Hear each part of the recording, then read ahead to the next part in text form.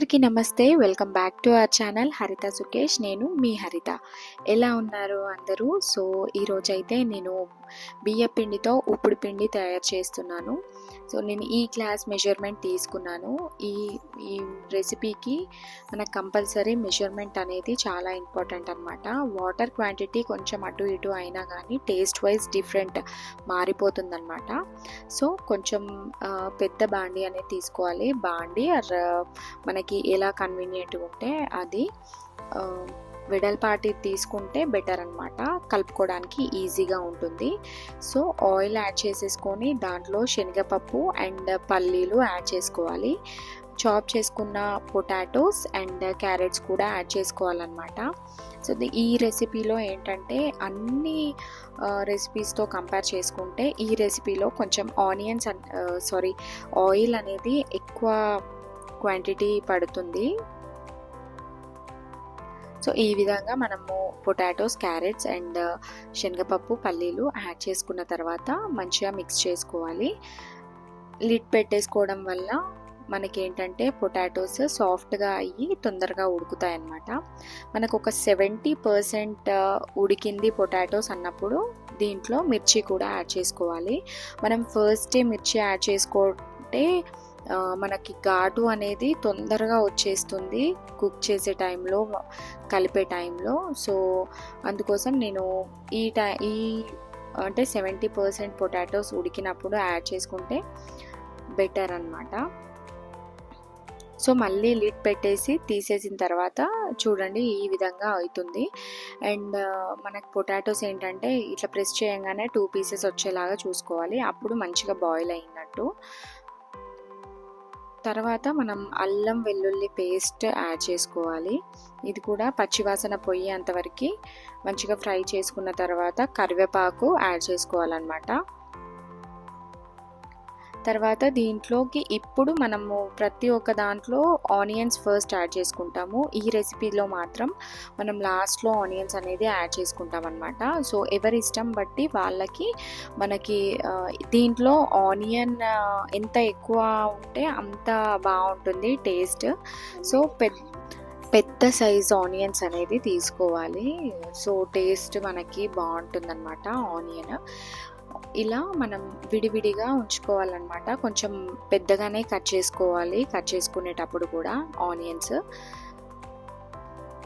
So ఇలా మంచిగా fry అయిన తర్వాత ఎక్కువ ఫ్రై చేసుకోవద్దు. ఆనియన్స్ కొంచెం పచ్చి పచ్చిగానే ఉండాలన్నమాట. వాటర్ పోసిన తర్వాత వాటర్లో ఉడికిపోతాయి. సో ఈ టైంలో నేను జీరా అండ్ ఆవాలు యాడ్ చేస్తున్నాను అన్నమాట. యాక్చువల్లీ ఫస్ట్ యాడ్ చేసుకున్న ప్రాబ్లం ఏమి ఉండదు. నేనేంటంటే ఎప్పుడైనా ఇలానే యాడ్ చేస్తాను కాబట్టి first carrots and potatoes cook అయ్యేలాగా చూసుకుంటా ఎప్పుడైనా, ప్రతి ఒక్క దాంట్లో. ఉప్మాలో కూడా అంతే. సో ఇప్పుడు కూడా నేను ఇలానే చేస్తాను అన్నమాట. అండ్ టోటల్గా అన్నీ మిక్స్ అయిన తర్వాత మనకి మెజర్మెంట్ బట్టి 1కి 1 పోసుకోవాలి వాటర్ కూడా. ఒక గ్లాస్ బియ్యపిండి అంటే 1 గ్లాస్ వాటర్ పోసుకోవాలి. అలా అయితేనే మంచిగా వస్తుందన్నమాట. అండ్ దీంట్లో సరిపడా కారం అండ్ సాల్ట్ యాడ్ చేసుకోవాలి.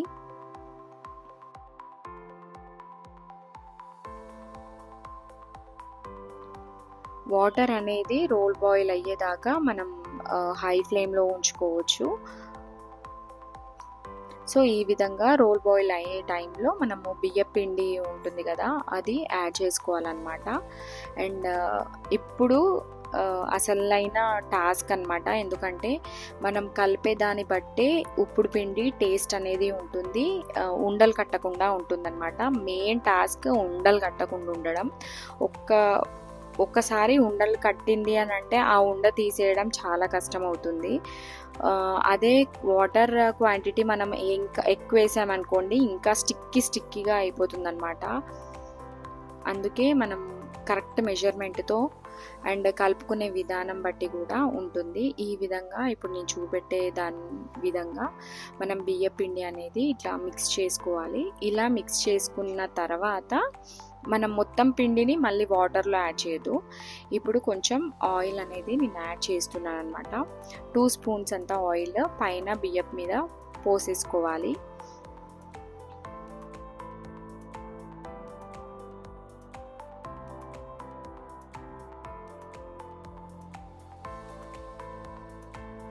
ఇప్పుడు మళ్ళీ మనం కలుపుకోవాలన్నమాట. ఇట్లా ఆయిల్ పోయడం వల్ల మనకేంటంటే ఉండలు కట్టకుండా ఉంటుంది అండ్ స్మూత్గా అవుతుందన్నమాట పిండి అనేది. సో మనం ఆపకుండా కంటిన్యూగా కలుపుతూనే ఉండాలి. నేను ఇలానే ఒక వీడియోలో చూశాను. ఏంటంటే ఇలా బియ్యపిండి వేసేసి క్యాప్ పెట్టేశారనమాట. క్యాప్ పెట్టి మిక్స్ చేశారు. అదే విధంగా నేను కూడా ట్రై చేశాను ఒకసారి, అంటే ఎలా వస్తుందో అని. బట్ అది మొత్తం ఫ్లాప్ అయిపోయింది. ఇంకా స్టీమ్కి మొత్తం స్టిక్కీ అయిపోయిందనమాట. ఇంకా తక్కువ క్వాంటిటీ చేశాను కాబట్టి బతికిపోయాను. తర్వాత మళ్ళీ నేను వేరే రెసిపీ చేశానన్నమాట. ఆ రోజు చాలా గుర్తుండిపోతుంది నాకు. సో 1:1 తీసుకోవాలి. మళ్ళీ టోటల్ కలిపిన తర్వాతనే మనం లిడ్ పెట్టుకోవాలి. చూడండి ఇట్లా కలుపుతూనే ఉండాలి.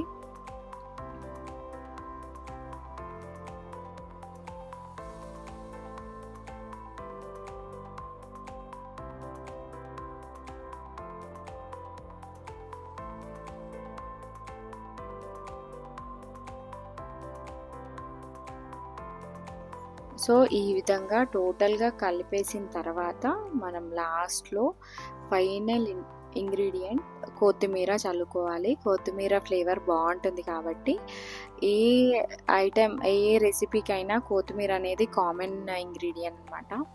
సో కొత్తిమీర కూడా చల్లేసుకొని మిక్స్ చేసుకున్న తర్వాత ఒక 2 మినిట్స్ స్టవ్ ఆఫ్ చేసుకొని క్యాప్ పెట్టేసేయాలి. 2 మినిట్స్ అలా వదిలేసేయాలన్నమాట. ఆ తర్వాత సర్వ్ చేసుకొని తినేసేయడమే. సో ఎస్, టేస్ట్ వైజ్ అయితే చాలా బాగుంటుంది. ఎవరైతే ఈ రెసిపీ ట్రై చేయలేదో కంపల్సరీ ట్రై చేయండి, బాగుంటుంది. మార్నింగ్ టైంలో ఏవి చేయాలో అర్థం కాకపోతే ఇలా ట్రై చేయండి, తప్పకుండా బాగుంటుంది. అండ్ ఇది మనం సైడ్ డిష్గా పికిల్స్ పెట్టుకోవచ్చు, లేకపోతే కర్డ్ పెట్టుకోవచ్చు, అండ్ పాలు కూడా పోసుకొని తినొచ్చు అనమాట. టేస్ట్ బాగుంటుంది. అండ్ ఇదండి ఇవాటి వీడియో. నచ్చితే కనుక లైక్ చేయండి. అండ్ ఇంకా ఎవరైతే నా ఛానల్ సబ్స్క్రైబ్ చేసుకోలేదో ప్లీజ్ సబ్స్క్రైబ్ చేసుకోండి. ఇలాంటి సింపుల్ వెరైటీస్ రెసిపీస్ అనేది నేను ఇంకా వీడియోస్ చేస్తాను. So thank you so much for watching. Bye.